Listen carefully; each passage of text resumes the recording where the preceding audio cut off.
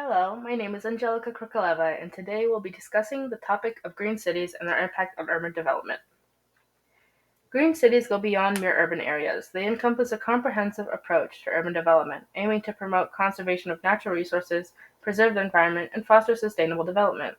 As Gale puts it, green cities are urban areas that implement programs and measures designed to promote conservation of natural resources, preservation of the environment, and sustainable development.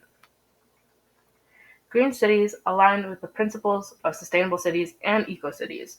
They have a long-term vision that takes into account the needs of future generations, striving for harmonious coexistence. Gale points out that the concept of green cities is closely related to the concept of sustainable cities and eco-cities. Sustainable cities pursue a forward-looking model of urban development that considers the needs of future generations. Green cities are interconnected with sustainable cities and eco-cities. By focusing on sustainable practices and integrating urban development, they offer significant benefits for both the environment and communities. As Gale emphasizes, green cities, with their focus on sustainable practices and integrated urban development, offer significant benefits for both the environment and communities. So, what are the benefits of green cities? They encompass renewable energy, green infrastructure, and sustainable transportation, all contributing to a reduced ecological footprint. Moreover, they enhance the well-being of residents by creating a positive quality of life.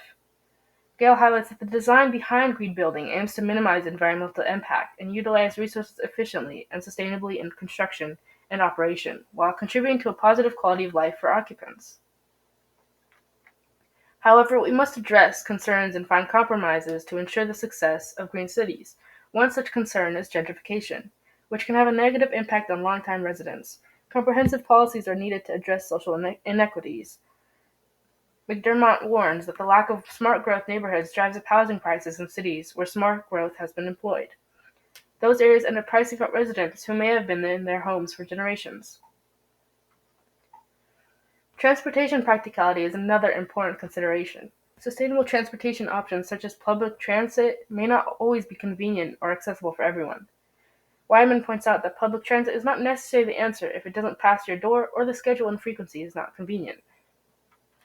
To address gentrification, we must implement policies that ensure affordable housing, mixed income developments, and community land trusts. Soret suggests regulations to prevent frequent and severe rent increases that price out lower income residents could be helpful. Likewise, we need to address the transportation practicality by providing accessible and affordable transportation options that meet the specific needs of different communities. Incorporating bike lanes and walking paths into urban designs can promote sustainable transportation. Cities of any size can promote walking and bicycling, emissions-free and health-enhancing forms of transportation by incorporating bike lanes and walking paths into urban designs. Let's not forget the environmental advantages of green cities. As global temperatures rise and the effects of climate change become more apparent, green buildings plays a crucial role in mitigating these impacts. As global temperatures rise and the environmental effects become more widely observed, policymakers increasingly consider green building an important part of the urgent response to climate change. Finding compromises is essential for a successful transition to green cities.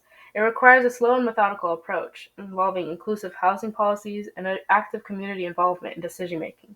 We also need diverse transportation solutions and accessible infrastructure to meet the needs of all of the residents. In conclusion, while concerns regarding gentrification and transportation exist, we can address the issues through compromises and a balanced approach.